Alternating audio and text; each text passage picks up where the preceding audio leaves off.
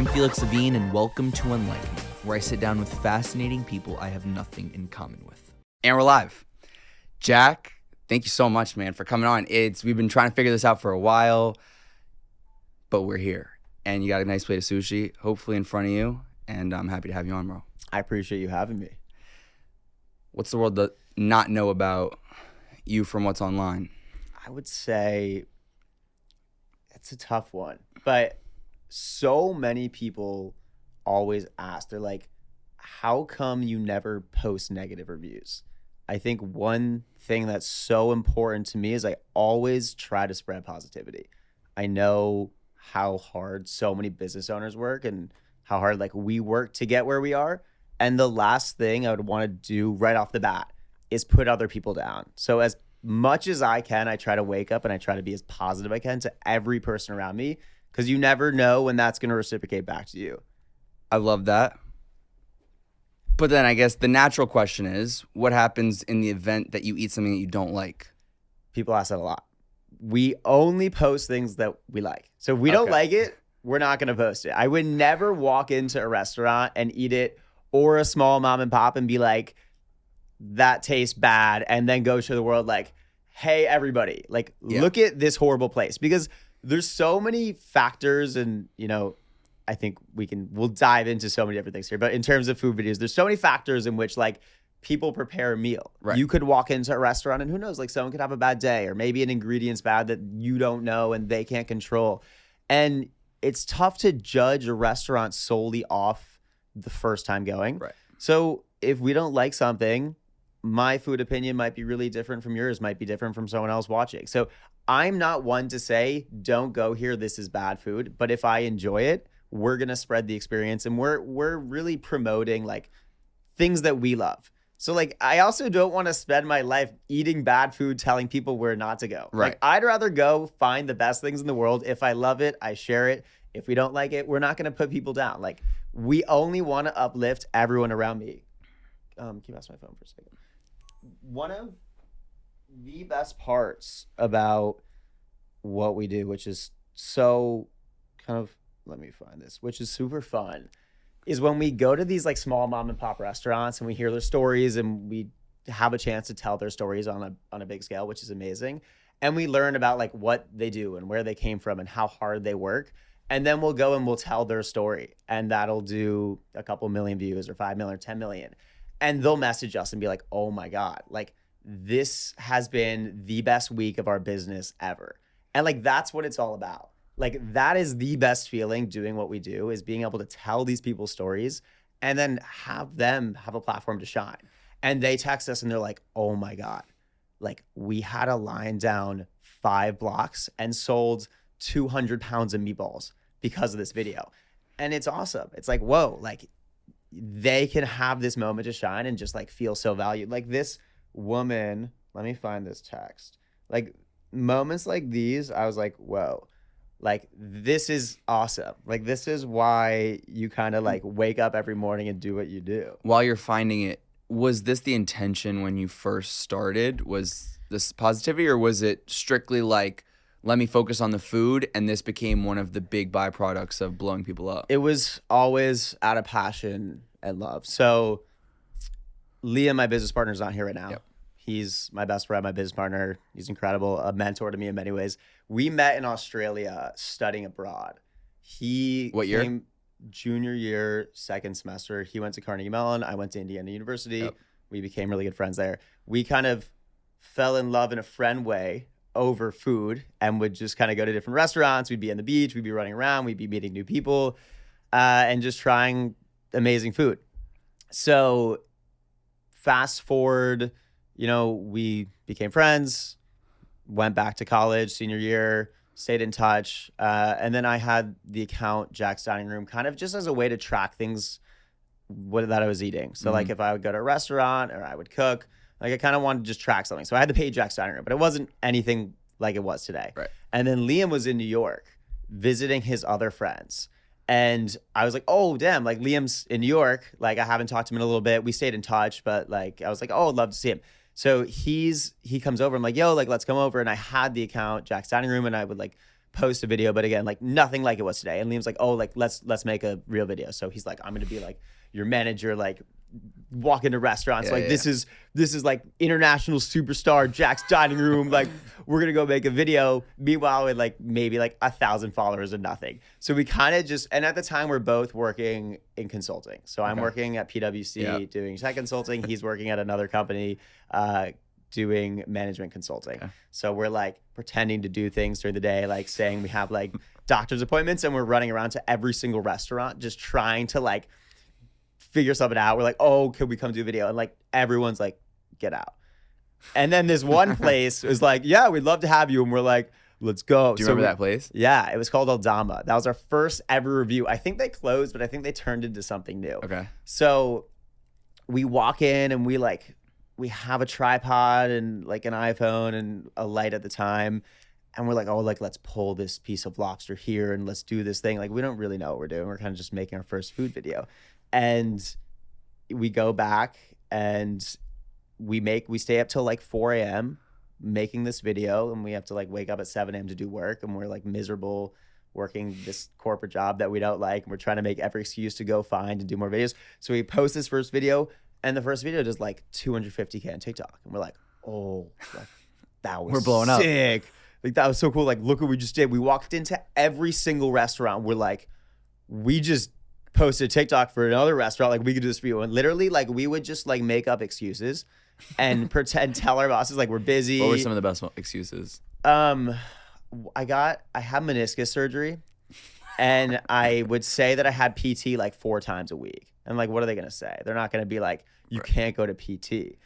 So I would be like, yeah, I'm at PT, and we would just be like, I'd be like crutching around the city, like going into places. That's so funny. We would be like, we have videos on the way in Ubers to restaurants, like on a Zoom meeting, pretending to do work, going remote.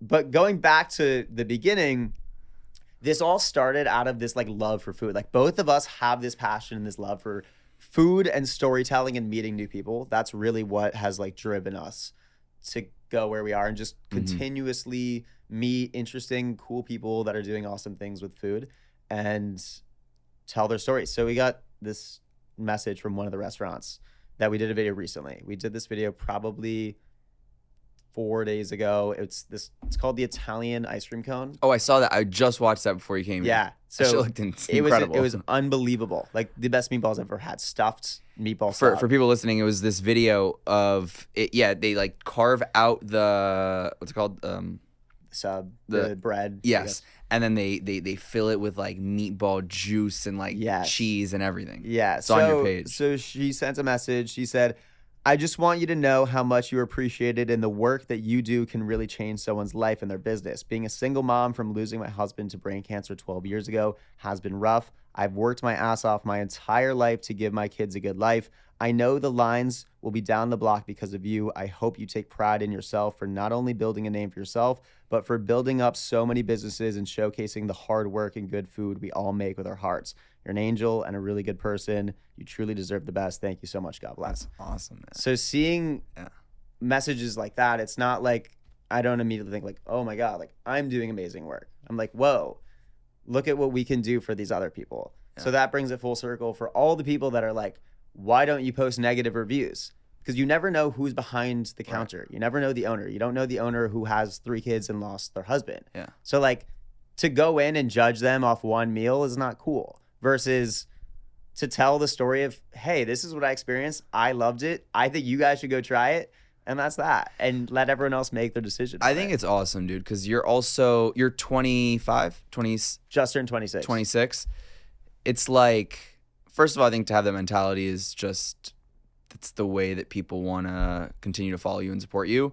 But also, like, it's so cool that at 26 years old, you can help, you know, a woman who just lost her husband to brain cancer and like literally change her life because that is her business and that's her well-being. For you, does it ever get a little scary sometimes, almost the impact you can have on a business because of now the brand that you've built and the reach that you have? Or is it because I'm only pushing positivity that I'm not really worried about that? Yeah, I would say overall not too worried because I know we're never gonna go Yeah. in and like bash a place. There are some caveats to the rule where like there's some big names out there that I know are like going to crush it. For example, there are Round Swamp Farm in the Hamptons. Yeah. Round Swamp Farms is great and they make really good stuff. They have all fresh produce, but it's expensive. And It's very expensive. You get like 4 muffins, it's like $30, but they're Yes. some of the best muffins you'll ever they're have. really good. So a place like that, I will throw jabs at, and it's fair. Like Yeah. if you're going to price a lobster salad at $60 for a little canister, like you deserve to get a little shit for that. Yeah. So like, but I know like Round Swamp Farms isn't going to go out of business. I like am not worried about Round they Swamp are Farms. good. They're in the Hamptons. They have like 5 locations. They Yeah. kill it, and their margins are probably insane. Yeah. So like there are spots like that. Like we have a certain way of doing what we do with having fun. Like it's all about just like staying positive and having fun. So going back to when you started with your business partner putting videos together, you start taking off a little bit. You're getting a little bit of hype. You got 250K here. I'm sure the next video is starting to get bigger and bigger and bigger. At what point are you like, oh shit, we have something here? Or if Yeah. maybe there wasn't one particular moment. I would say within the first like week, so we did that first video and it kind of popped off. And you know, Liam and I are so like-minded. We're like such hustlers. Like we love to just go out and make shit happen. Like we're Yeah. working a corporate job that we're like, this fucking sucks. Like I don't want to sit and do consulting my whole life. So we're like, let's go chase something we're passionate about and like make it happen. So we go that week, we do like 4 other restaurants. Literally, like we work till 7 p.m. We go out to dinner after. We stay up till 3 a.m. We make the video. We go back to work. We post it the next day, and that cycle. So for the week, we posted like a bunch of videos, and I think 4 days in, we went to this place, Crispy Pizza, and that was our first ever million viewed video.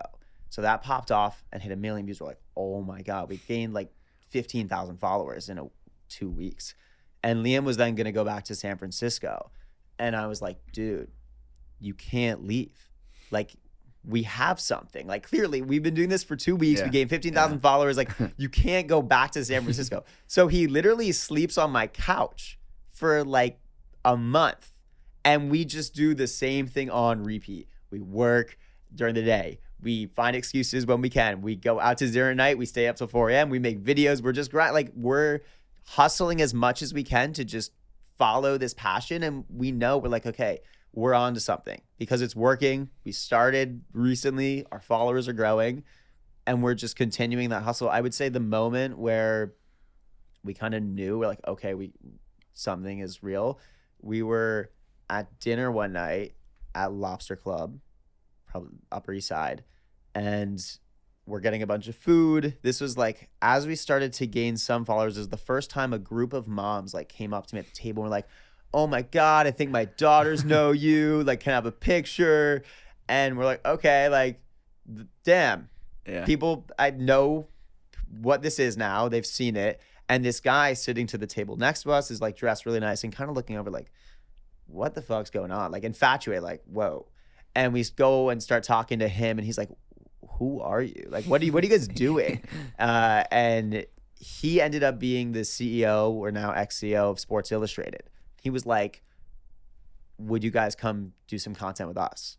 And this was kind of our like launch pad moment where I would say in every success story, when you look at the big, like the Elon Musk, the Steve Jobs of the world, they all have that moment where it's like a little bit of the right time and a little bit of luck that allowed them to really project their career. So we start pitching the CEO of Sports Illustrated, like, oh my God, like, you know, we work consulting right now, but we would come do content and we could do all these things and yada, yada, yada.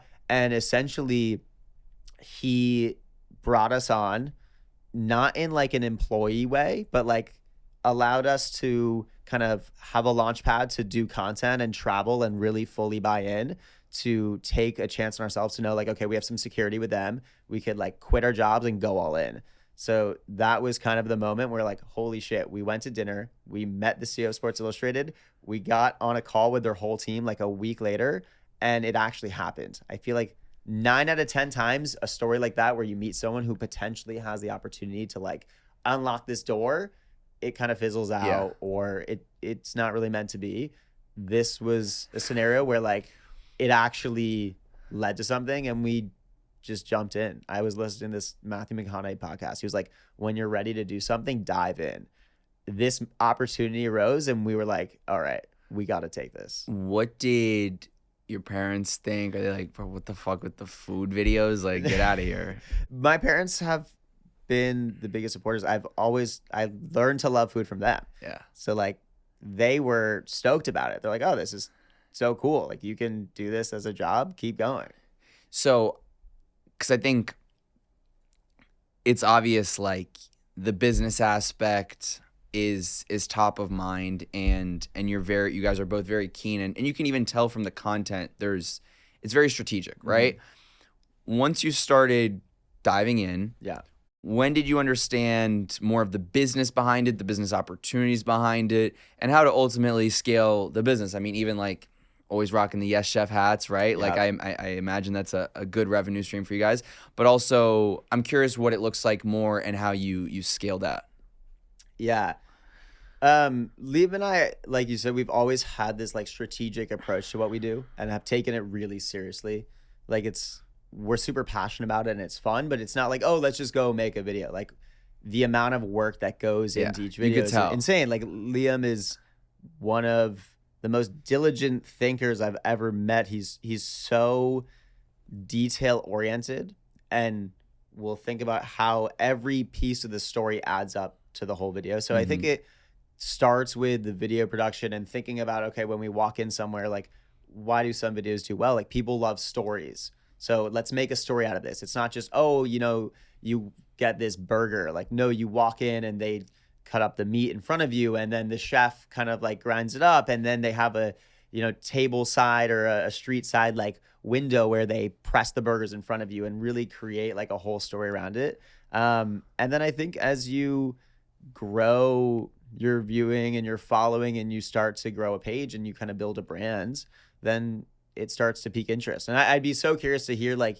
you as well, like how you similarly to food, like there are so many food creators and it's a saturated market to podcast. Like it's a saturated market. And I'd be curious to hear your answer to that question. Like, how do you find the business angle to starting a podcast and what kind of makes that successful? Yeah, I think you and I are similar in the hustler sense and also understanding how it kind of all pieces together. I think for me, like the podcast, I started in my freshman year of college. I was like, there's so many people I want to learn from and just talk to and ask questions to, but I'm just a 19-year-old college kid. Like, why the fuck would they talk to me? Yeah. And then you now create an excuse almost to get in front of them. And then, you start to gain a little bit of traction. You start to get cool guests. One guest leads to another. They introduce you to people. Then I started realizing that my professional network started to grow. And then as I, tailed towards the end of college in 2022, I was like, okay, I had a little bit of sponsorship at the time. So then I was like, okay, I want to come back and the opportunity to build out my studio here. And you're thinking about how you can kind of scale that business. And then I started realizing too that a lot of my passions were in more entrepreneurial other facets as well. And I was like, okay, well, if these are my end goals in terms of like even getting involved in the venture capital world or starting a business, like how can I use the podcast to do that for me? And then I was like, wait, if I'm like sitting in front of CEO of Built Rewards and I'm like, well, that could, be an interesting way to learn from him and also who knows down the line and also become a friend too. Just like for me, it was also about authentically getting people that I was genuinely curious by. Yeah. And it doesn't always mean like I needed to work with them but then what started happening was you started realizing that like there's always some kind of synergy between you and a guest, whether it's just a friendship or maybe business down the line. Totally. And so I think like for me now I'm in the growth stages of my other ventures, but the podcast remains like my little baby that I nurture and also, something that I personally believe in 2024 and going into 2025, like brand visibility, reach, distribution platforms is everything because especially as right, you had a big brand, you launch merch, boom. Like you already have an audience that's tapped in, that knows you, that fucks with you. And so you can sell to them. So that's kind of like how I would approach the podcast from a business angle. Totally. I feel like another thing I love about the vibe of your podcast, I feel like you make people feel so welcome. Thank you. There's a lot of podcasts that I think feel very structured and business oriented, which is good, but it's a different vibe. Versus this, it almost feels like stepping into a living room, having like a chat. Jack's like, dining room right here. We literally got sushi right here. We're gonna need to dive in I know, here. It's only after- fitting that we have some food at this podcast. But seriously, it's awesome that appreciate you that, man. create this environment where you're comfortable. And I feel like what inspired that? It's you? I think, and we'll talk about it in a second too. It's like, if you want to get the most out of somebody, you need to be able to make them feel genuinely comfortable, right? And that starts from the second that you hit them up to ask them to come on your show, right? Like, people, you're busy. Like, you have shit to do, right? You have businesses to run. So for you to take time out of your day, get in a car, sit down for an hour, then take a car back, that's a couple hours out of your day that like, and I respect your time and I respect every single person that walks in here's time. So that's something that like, I think off the bat, when you approach it like that, people are going to also then respect you as well.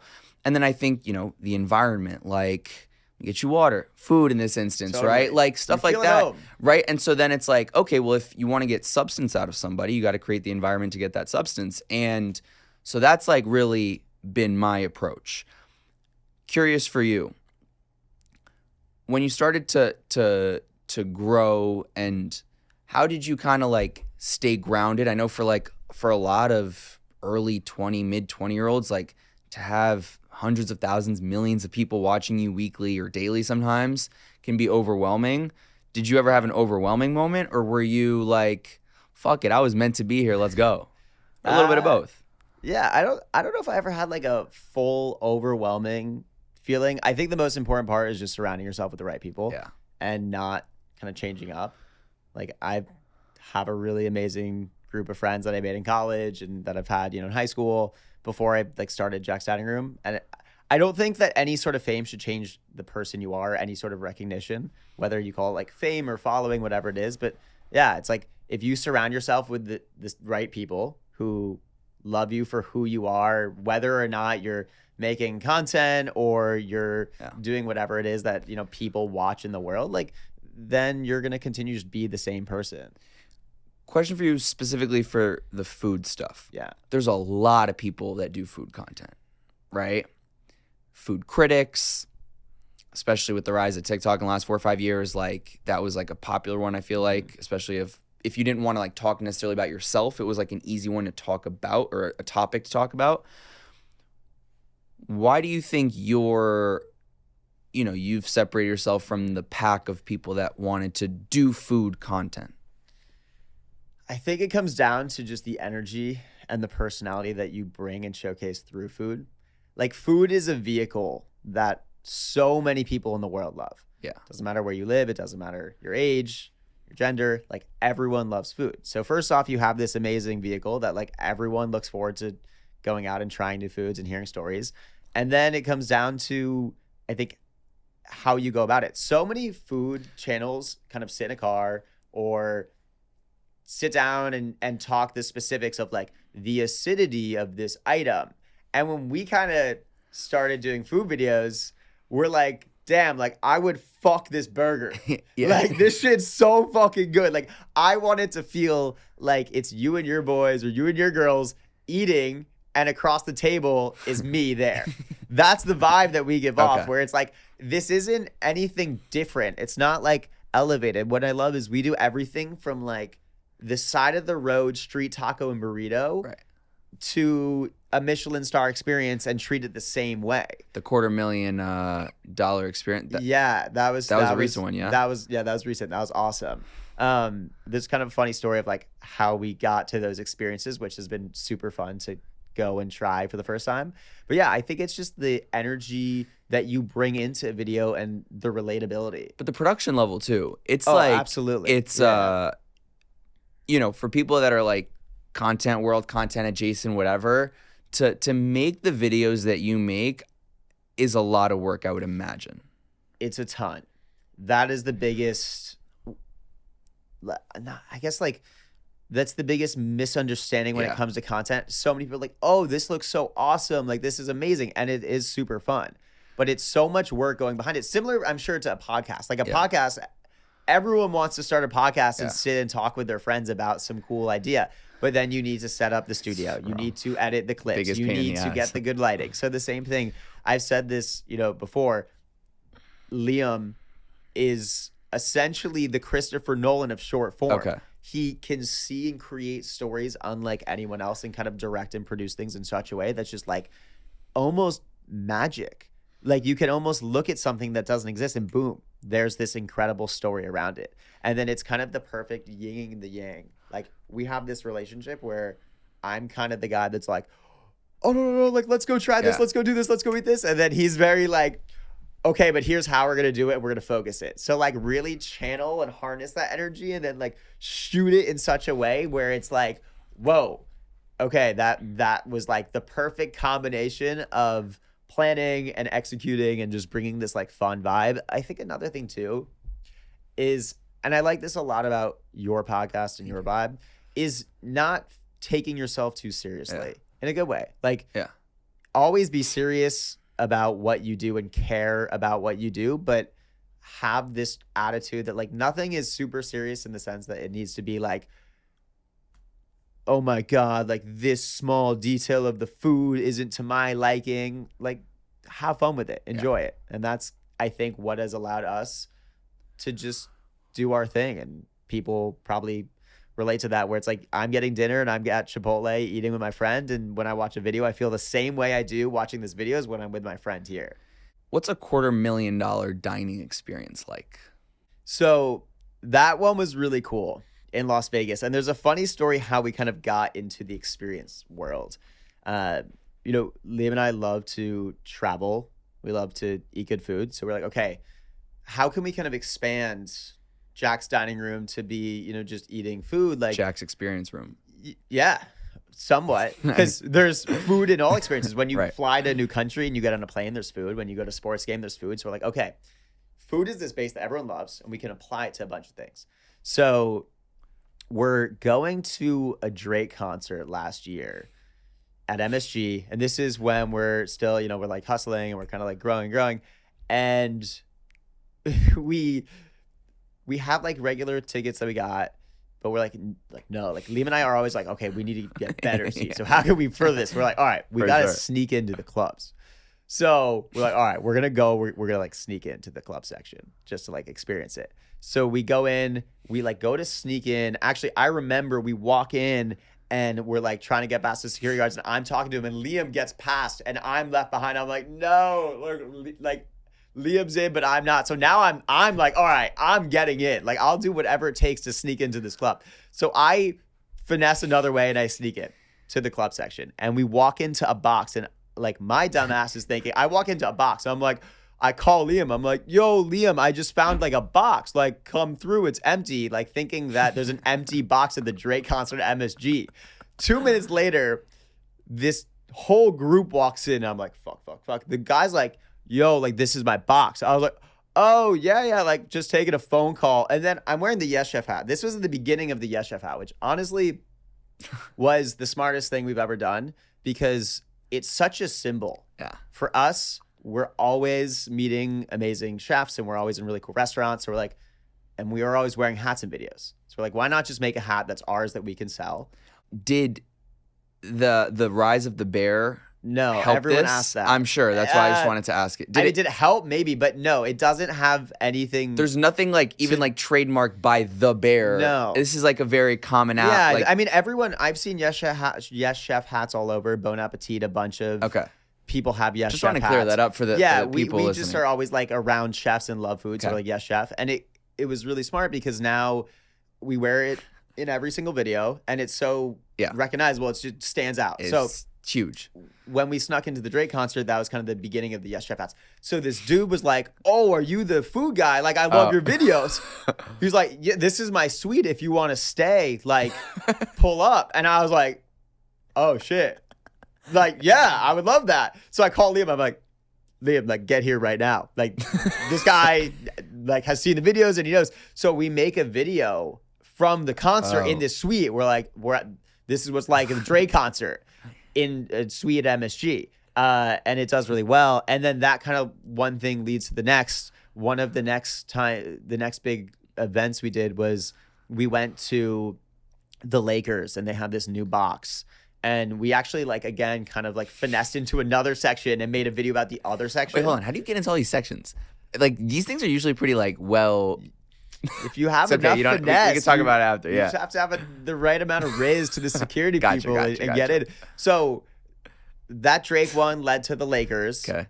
We did this Lakers. They had this whole like tunnel suite experience, that, which again, we kind of finessed into that one. That was one of our biggest videos. That did like 30 million views across channels in terms of an experience. So that really like opened a whole world of experiences that we were so stoked to try. We're like, whoa, like we can go from a job that we didn't like out of college, to having a passion food, chasing it, walking into a bunch of restaurants, and then lead it to like these experiences that we can go experience together for the first time. Like this is super cool.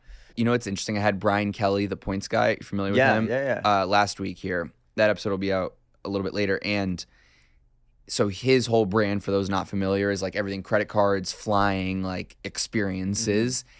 And what I've really noticed is like, I think especially when you do it so well, the way you do it, the way even Brian does it, is like people just want to know what it's like. It's like, what the fuck's the Lakers box, whatever, like. And I think because you're also a relatable and a down-to-earth person, they're like, they feel like they're in your shoes, right? Exactly what you were saying before. I feel like you're one of your boys. It's like, wait, I want to see what my boy's doing when he's at the Lakers experience. The same vibe. Like we're out here experiencing these things for the first time. That's the vibe of the video. Like, here's what it's like to experience this thing that we just experienced. Right. To try to like, you know, inspire other people. Like, oh damn, okay, like I want to go to this, or I'm gonna work to get this. So and then we worked with the Lakers, then we did the Nets, and then Kentucky Derby reached out. We're working with F1. So, are you gonna be in Vegas next week, by the way? Yeah. I will be there. Oh, let's go. All right, we'll hang. Let's fucking go. So then we worked with Visit Las Vegas, the city of Las Vegas, to do some stuff with them, and they had this like incredible experience at the Bellagio, or at Prime at the Bellagio, right underneath the fountains, where you can like pick the song that they play, and that was really cool. So it's been really fun to kind of roll the passion of like eating food into these different experiences. But hold on, the $250,000 experience. Do you feel like you're within a $250,000? Is it worth $250,000 for this experience? And also, did you feel that it was like a one-of-one type experience? Yeah, I mean, it was really cool. You're eating this incredible dinner underneath the Bellagio fountains. I think, you know, it's a lot of money. I think for someone to come and buy that, like you have to just be another level of like rich. So I don't know. That's a tough one to answer, but the experiences overall have been really fun to roll into and transition from like eating food in restaurants to eating food at sports games and eating food on airplanes and like trying to just showcase all of the different stories. So if you have like, even like business wise, right? Like there's food, like pure food experiences. Is there something else in the pipeline? Is it the hospitality world? Is it? Yeah. So one of the biggest things that we did and we're working on is our Yes Chef Food Fest. Okay. Yeah. So we did our Yes Chef Food Fest. We were in France, but next time we'll be there. The next one's going to be incredible. So this past summer, we threw our first Yes Chef Food Fest, sold out 6,000 people, and brought in like 25 of the best restaurants in New York.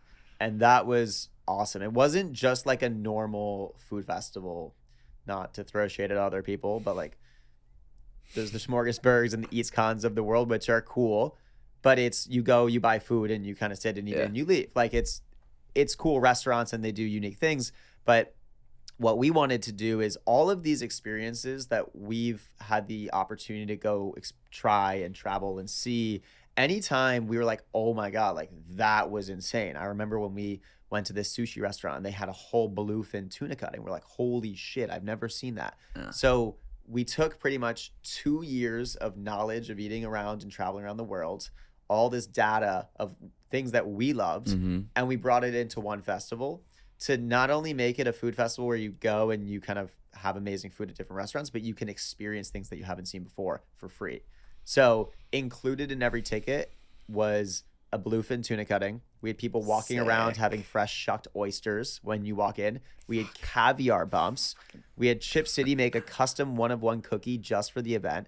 We had Parmesan wheel breakdowns and free samples of Parmesan cheese, among a ton of other free things to create this ultimate foodie experience. So that was incredible. Like, it came out super, super well. It was a lot of work. I'm sure that's a lot of ton of work, work. 25 restaurants, everything like. Just putting together an event is a lot of yeah. work. But I will say, events are one of the more gratifying things you can do. Yeah. Because you spend so much time planning the move, the restaurants, all the aspects of it. How's it going to look? Where are people going to walk in and leave? And then the day comes and you see people there having so much fun. We had a couple get engaged at the Yes Chef Food Fest. No way. Swear to God. Wait. At Did you the know food about this fest. before? No. They Wait. got engaged at the festival. So like, it sounds not even like cheesy, but like there's so much like love in the air and so much passion from all of the people there, all of the restaurants and the different foodies and the live bluefin tuna cutting on the stage. Like, there was so many cool culinary things going on that have not really occurred in one event before that, yeah, I guess it led to a couple getting engaged, which is sick. awesome. So to see other people have so much joy and fun at an event that you put on is a really cool feeling. So that's something that is in the pipeline that we're really working on and planning. We're going to run back to New York again, and it's going to just be Can you do way September? bigger. Can you do September next year? We were thinking around that time. So All right. I'll keep you in mind. Not that, yeah, don't do it around me, but would love to be there. So yeah, but that's another way where like, okay, how can we kind of expand not only like what we experience, but how can we bring what we experience to everyone around the world? So we're going to do New York. We're going to bring it to LA, Las Vegas, Miami, Austin, Nashville, and would love to bring it to Paris, London, and everywhere else to have other people experience kind of what we can experience. What do you want people to know about you, Jack? Because there's the brain, like even I follow your private Instagram, which is hype. So I'm like, all right, I'm like, get to see what you're up to in just life. And it's cool that you like separate the two, right? Like you have like my life and business and all the public facing stuff. But what do people not really know, or maybe there's a misconception about you as the human? It's a good question. I think it comes down to a lot of like what I put out in the Jack's Dining Room content. What I want people to see is like everything we do and everything I do is kind of driven off the passion and the authenticity of these like real interactions. It's nothing like, it's not a facade. I think some people do content to go viral and some people want to make money. Like, I started to do this and to eat food and creating content because it's what I loved. And that has continued to be the same reason why I make content every day. And yeah, like I don't know if there's like one thing I want people to know, but it's hard to feel like you know a creator just through their videos. Because like you said, there's another side. People have their personal accounts or people can be totally different. One thing with me is if you meet me on the street or someone says hi to me, I am the exact same person off camera as I am on camera. And I think that's the most important thing with any creator. Like, there's no switch. There's no different personality. Like, I'm the same person to my best friends from school, to my girlfriend, to the camera, to people watching. I love sports. I love to work out. I love to play video games.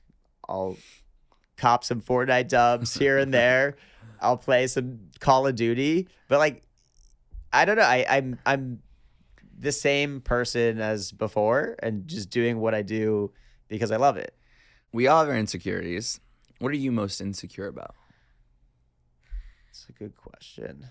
You know, that's one thing I have noticed. When you see a video do well, you're like, whoa, this video is doing well. And then you look at it, you're like, whoa, this video is doing well. Like, millions of people have seen this. Like, do you look weird? Do I look off? I don't know. I think one thing, the comment sections can get ruthless. Really? Yeah, in a funny way. Like, there can be some hilarious comments like, this dude's face is so punchable. Or Or like, I don't know why this guy pisses me off, and you're like, what did I do? Like, I'm just like eating food.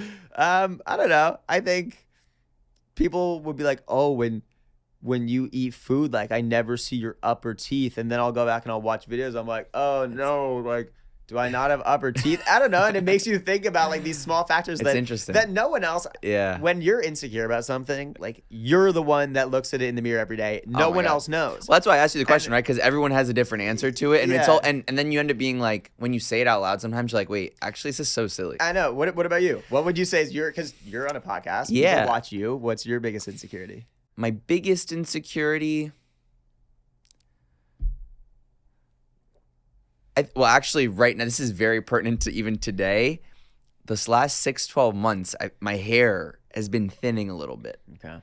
And like, and for my friends have pointed out, my girlfriends pointed out, people online have pointed out. And today, so I went in for my second PRP injection, which is why it's like a little even. It's like, looking good. Let's go. Thanks, bro. Appreciate you. So like that's been even like from a physical POV. That's been weird because my whole life I had like this crazy head of hair. Like I just had nonstop curls, and now so that's been a tough one. I think too, I always like expect the most out of myself and want the most success, and I believe in the long run I'll get to where I want to be, but I don't feel there. So sometimes I more within myself just kind of like feel uneasy. Like we got to hustle harder, we got to get there. And so I think sometimes like that, I feel insecure, and I know that I'm young. Like I graduated 2 years ago, right? And for you 3-4 years ago. But sometimes I'm like, fuck, like what more could I be doing? I totally relate to that one. And I think that's such a challenge in the content world and kind of this like new economy. Because no matter how well you're doing, no matter how well your views are, you're going to go look at the other person that has higher views or has a bigger guest on the podcast. Yeah. And it's so challenging to not be like, oh, damn, I need to get there. And I think one of the biggest problems that so many people face and kind of challenges is like, if you're always looking forward and you're like, okay, I this video did well and now I need to beat it. Now I need to beat it. And you have this mindset of more, you don't really appreciate what you're doing now. And if you can't take a second and appreciate like the amazing work that you're doing now and this incredible podcast that you've built and the guests that you've had on, and 20 years go by and now you're at the top of the mountain, you're going to look back and be like, what was the point of getting here if I couldn't appreciate it? Well, it's also like I was at this Amazon soiree event last night, and I was talking to a friend of mine who's a content creator,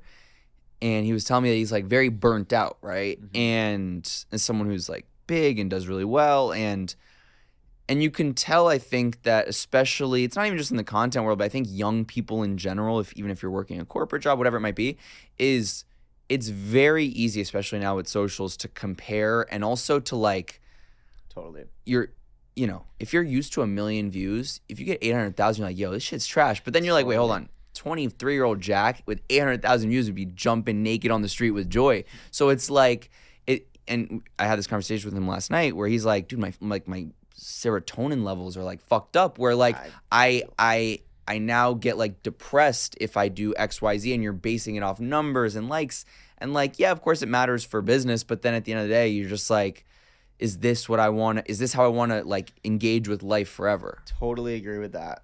And it's such a challenge, and it can be a cycle where if you allow these algorithms to define the person you are, it's gonna fuck with you. Like you said with the numbers, if a video does 1 million views and then the next one does 500,000, are you half as good as you were? Right. Yeah. Or no, are you just whatever? Like the video didn't perform, and that's fine. Just keep moving on. The other thing, and that's why I love about what you guys are building, and I talk about this too with anybody who's in this creator adjacent economy, whatever you want to call it, is like the lifespan of an influencer, whatever it might be, is very short, right? Like historically, there's the ones that are able to find longevity, but it's also such a new space. We don't even have data on like, you have to find a way to not be dependent on the platform. You have to find a way to grow your business. You have to find a way to scale your business, which is why I think like you guys are doing a particularly good job where you're seeing where there's more opportunity instead of just like only doing one thing forever. Totally. And I think you guys will survive. And unfortunately, like there's some people that won't, because they're used to getting paid 20 or 30 grand for an Instagram post, and they think they're going to get that every single week for the next 20 years. And it's like, Totally. Yeah, I think that's one of the biggest things that Liam preaches all the time is evolving in the right direction. Yeah. And again, I feel like so many other really interesting, amazing people that have, at the top now have always talked about, okay, how can I kind of reinvent myself? How can I continue to challenge myself to become a better version and, stay relevant and stay on top of the game? I'm sure a million people have asked you, a restaurant in the near future or anything like at that of creating like almost like a physical base for what you're. A restaurant itself is just tough. Like So it's such hard, a hard man. business. 9 out of 10 restaurants fail in New York. It's so challenging. There's so much inventory. Get out of New York. What about somewhere else? Even anywhere. Potentially, I could see like a sandwich down the road. Something where we can control it. We could have like a couple counters across the city and do something really unique. Maybe. Franchise it out across the country when it does well. Who knows? Maybe. But no plans yet. I'm still, in my eating food era. Not making food. Yeah, I got you. Manifest for me real quick. 5-10 years down the line, where are you at personally? Where's the brand at? 31. That's a really good one. Are we engaged? Are we married? Are we thinking about 5 to 10 kids? years? 5 to 10 years. I'm engaged, for sure. Damn, girlfriends would be hyped to hear Yeah. that. Wait, is it 5 or is it 10? She might have questions. Probably about... on the early end. Okay, Probably good. 5. That's definitely in the cards, but crazy to think about. Being able to really inspire people across the entire globe to jump into the amazing culinary world and showcase stories from all over, not just the US.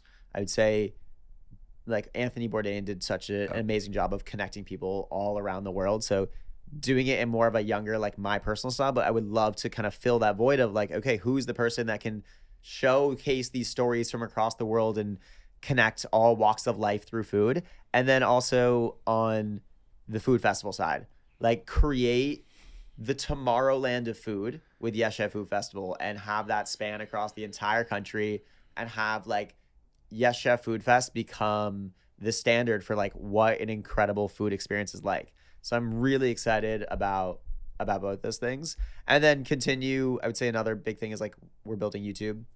Cam right here leads up YouTube, and we're going to put a lot of time and energy into that because you don't really need nowadays like a Netflix show or an Amazon show. Like you could have your YouTube channel. Look at Mr. Beast. Look at Andrew Schultz, people like that. That Look just at said Kai Cenat or Yeah. I Show Speed. Like you can create an empire and really do whatever you want and create your own destiny with YouTube. So that's something that we've been really thinking about and like putting a lot of time and energy into. But I hope in 5 to 10 years, I'm as passionate about food as I am today. Like that's the biggest thing. I want to love what I do in 5 to 10 years the same way I love it now and just continue to be happy. Like it's amazing to have the privilege to do something that makes you happy. Yeah. And I'm sure you feel that every day on the podcast and doing what you do. So I hope in 5 to 10 years, I can be as happy as what I'm doing then as I am now. That's the real goal. First of all, thank you for coming on. I think it's so cool to see other people that like, it's crazy. I feel like we haven't hung out yet, but we'll hang out. We'll grab meals. I feel like we already I feel like we're homies. Like, yeah. I mean, we met at the dinner, the Amazon dinner, probably like a year and a half ago. Yeah, yes. And I sitting here talking, I feel like there is this friendship. I feel like there's a similarity of like, we have a similar mindset. We're 100%. similar age and just trying to grow and like do our thing. But it's, and it really inspires me what you've built in terms of like, it's so cool to see people that, you can relate to that are around your age, that are young, that are hustling, but also like doing it the right way, right? Like that you can help like a 40 or 50-year-old woman, mother, like change her life, and I think that you should be proud of what you've built. You should be proud of yourself just as a human being. Because there's some people that like do shit for views and it's like the wrong shit for views and likes and to spread love and positivity. So I'm rooting for you. And I think what you guys are building is really cool. And I'm excited to see where this all goes. I appreciate that a lot. Also, fun fact, this is my first time ever on a podcast. Oh. First time Well, ever. I'm so honored. You are the number. I took your virginity. One. I took You your my podcast virginity. I'm curious. I don't know if you do this, and I think you have, and I guess it's the question of like, what do you see in 5 to 10 years? But what, I guess, is there some way that you end a podcast? Like, what would you tell the audience watching this podcast episode? Is there one thing that you leave each episode, directing people, or have a piece of advice for everyone else watching? So my show's called Unlike Me. It was originally called Where's This Going when I first started, and I rebranded it to Unlike Me about a year ago. And the through line was sitting down with people I have nothing in common with, right? And that, in this situation, there's clearly more from the jump that we have in common. But, I've had like former hitmen in the mafia. I've had like the mayor of New York City, which right now is not hot news, but what you end up, my goal with the show was always to sit down with people who I had, quote unquote, maybe not a lot in common with, and you end up realizing you have so much more in common with everybody than you might have originally thought. Like even a hitman. Granted, I haven't done any criminal things or anything 1% of what he's done, but you can still find ways to relate to everybody in some sense. Like maybe he likes food and I like the same food that he likes, right? Like you could literally find commonality everywhere with anyone.